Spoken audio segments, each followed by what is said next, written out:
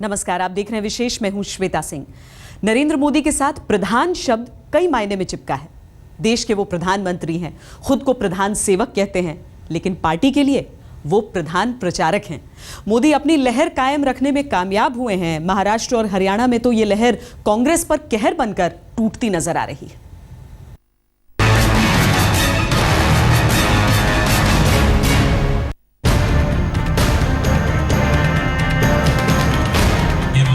को लूटने नहीं देना है क्या? पूरी ताकत से बताओ, क्या महाराष्ट्र बचाना है कि नहीं बचाना? महाराष्ट्र बचाना है कि नहीं बचाना है? अगर आज महाराष्ट्र बचेगा तो आपके बच्चों का भविष्य बचेगा। हरियाणा को परिवारशाही से मुक्ति दिलानी है कि नहीं दिलानी? क्या आपका बेटा बड़ा नहीं बन सकता क्या? कांग्रेस के बचे खुचे दुर्गों पर कब्जा जमाने की ये नरेंद्र मोदी की रणनीति थी। महाराष्ट्र में 15 सालों से तो हरियाणा में पिछले 10 सालों से सत्ता पर कुंडली मारकर बैठी कांग्रेस को उखाड़ फेंकने का दम भरा था मोदी ने। घोटाले से बड़ा घोटाला, फिर उससे बड़ा घोटाला, फिर उससे बड़ा घोटाला, फिर घोटाले में भी घोटाला। ये घोटालों की सरकारें चल रही है। लोकसभा चुनाव में जो लहर नरेंद्र मोदी के पक्ष में बनी थी, उसकी तरंगों में जान अभी बाकी थी। महाराष्ट्र और हरियाणा विधानसभा चुनाव में एग्जिट पोल के नतीजे बता रहे हैं कि एक बार फिर मोदी की लहर कांग्रेस पर कहर बनकर टूटी है। India today Cicero exit poll के मुताबिक महाराष्ट्र में बीजेपी को 124, शिवसेना को 71, एनसीपी को 29 और कांग्रेस को सिर्फ 35 सीटें मिलने के आसार हैं। न्यूज 24 टुडेज चाणक्य के एग्जिट पोल के नतीजों के मुताबिक बीजेपी को महाराष्ट्र में स्पष्ट बहुमत मिल रहा है।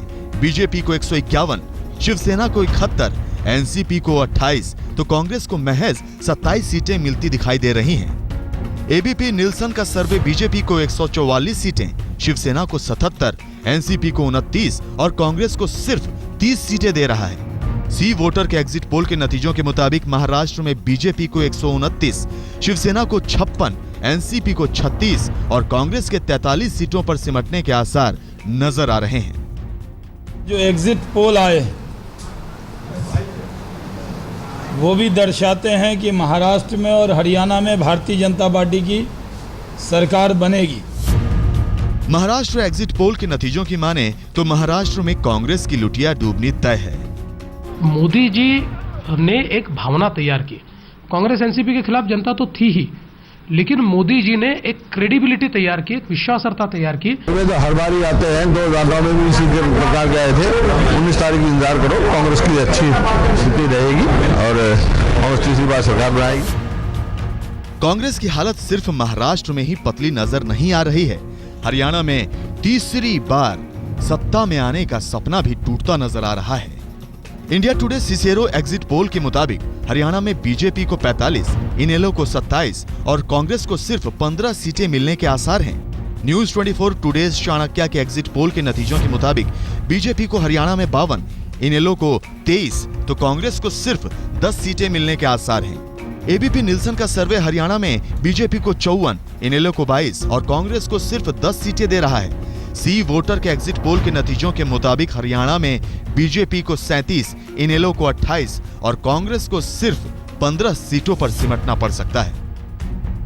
एग्जिट पोल के आंकड़े अगर सही हैं, तो महाराष्ट्र और हरियाणा कांग्रेस के इन दोनों गढ़ों में भगवा झंडा लहराता नजर आ रहा है। 2009 के विधानसभा चुनाव में कांग्रेस इन दोनों राज्यों में सबसे बड़ी पार्टी थी। इस बार बीजेपी के पास मोदी पावर था। मोदी ने ताबड़तोड़ रैलियां करके चुनाव की धारा ही बीजेपी के पक्ष में मोड़ दी। एग्जिट पोल के नतीजों को अगर सही माने तो कांग्रेस के 2 अहम किलों पर मोदी ने भगवा परचम लहराने का इंतजाम कर दिया है। आज तक ब्यूरो। एग्जिट पोल के नतीजे अगर सच बयां कर रहे हैं तो सबसे बड़ा सच ये है कि नरेंद्र मोदी ने देश की राजनीति बदल दी है। दशा, दिशा, चाल, ढाल सब कुछ जनता से जुड़ने का ऐसा हुनर उनके पास है जिसकी कोई काट नहीं है। और सबसे बड़ा हुनर ये कि मोदी कहते जाते हैं, जनता भरोसा करती जाती है।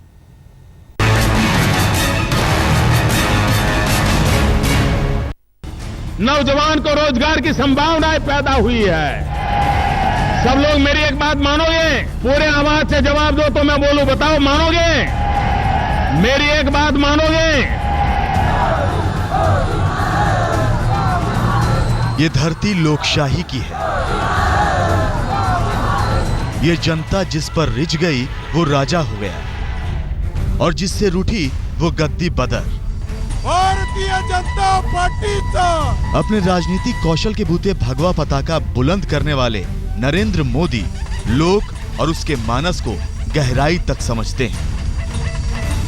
ये भीड़ जो लोकसभा चुनाव से पहले जात पात में बटी थी, इस भीड़ को मोदी ने अपना मुखौटा पहना दिया और अपने चेहरे को विकास के मुखौटे से ढक दिया। जातिवाद, प्रांतवाद, भाई भतीजावाद, बेटी दामादवाद, सब कुछ छोड़ो, चाचा भतीजा को छोड़ो।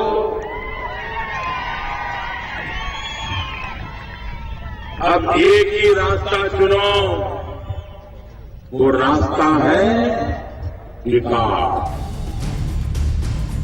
ऊंचे मंच पर खड़े और सबसे ऊंची कुर्सी पर बैठने वाले मोदी खुद को जमीन से जोड़े रखते हैं। रैलियों की भीड़ का हर चेहरा उन्हें अपने आप से जुड़ा मानता है। यही मोदी के शब्दों में सम्मोहन है। वो बोलते हैं तो लगता है कि एक एक आदमी से बात कर रहे हैं। ये लोकतंत्र परिवारशाही के लिए है क्या? आप मुझे बताइए, आपको परिवारशाही से मुक्ति चाहिए कि नहीं चाहिए? ये परिवारवाद से मुक्ति चाहिए कि नहीं चाहिए? हरियाणा को परिवारशाही से मुक्ति दिलानी है कि नहीं दिलानी?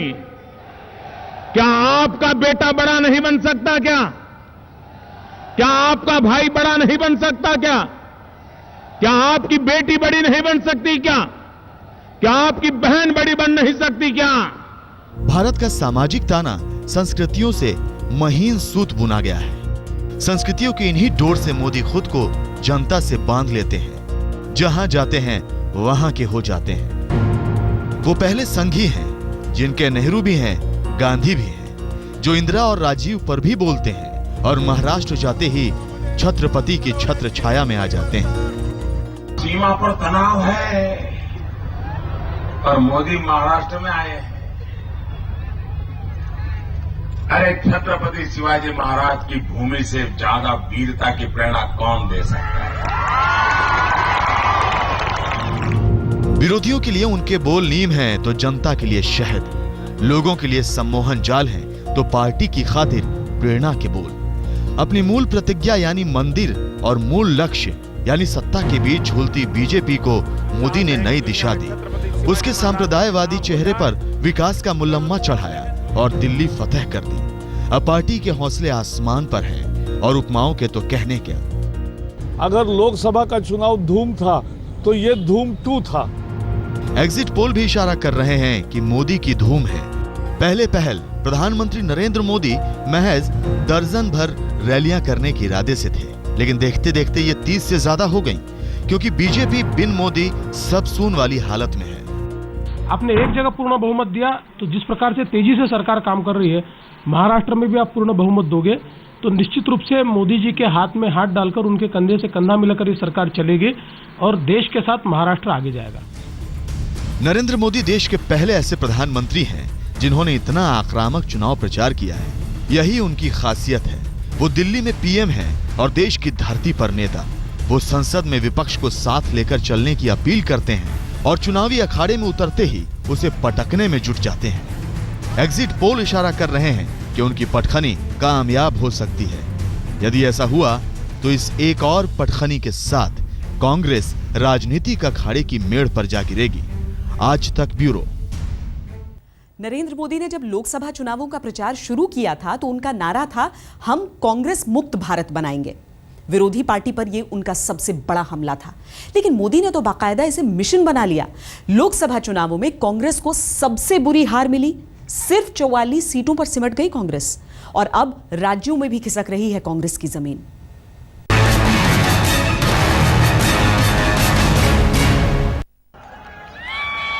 भारत कांग्रेस मुक्त होगा तभी भारत समस्या मुक्त होगा। कांग्रेस बीजेपी के इस मिशन के खिलाफ मैदान में तो उतरी, लेकिन दोनों राज्यों में उसके खिलाफ सत्ता विरोधी लहर भी है। महाराष्ट्र में कांग्रेस का गठबंधन पहले ही टूट चुका है, साथ ही उसके पास इस वक्त ना कोई लोकप्रिय चेहरा है और ना चुनावी चाल। दिल्ली में केंद्र और राज्य के चुनाव में दोहरी मात खाने के बाद कांग्रेस महज 10 राज्यों में सिमट कर रह गई। हरियाणा, हिमाचल प्रदेश, उत्तराखंड, कर्नाटक, असम, मिजोरम, केरल, मणिपुर, मेघालय, अरुणाचल प्रदेश। महाराष्ट्र में हाल ही में राष्ट्रपति शासन लग चुका है। बीजेपी अध्यक्ष बनने के बाद मोदी के लक्ष्य को अमित शाह ने राज्यों तक विस्तार दे दिया था। मोदी जी के हाथ मजबूत करने हैं तो मोदी जी ने कहा है कांग्रेस मुक्त भारत बनाना है। अब इस लक्ष्य के लिए बीजेपी अपना सबसे सफल अस्त्र छोड़ चुकी है। इशारे बताते हैं कि बीजेपी का ये अस्त्र एक बार फिर सफल होने के कगार पर है। मुद्दा वही लोकसभा चुनाव वाला है। मोदी ने जनता की नजर में कांग्रेस को बीमारी बना दिया है और बीजेपी को ये बीमारी मिटाने का एंटीडोट। आज तक ब्यूरो। गजब का जीवट है नरेंद्र मोदी में। मुश्किलें उन्हें मजबूत बनाती हैं, विरोधी उन्हें ताकत देते हैं, ललकार उन्हें यलगार के लिए आमंत्रित करती है। हरियाणा हो या महाराष्ट्र, मोदी की राह में मुश्किलें आती रही, लेकिन मोदी सारी मुसीबतों पर खुद ही भारी पड़ गए।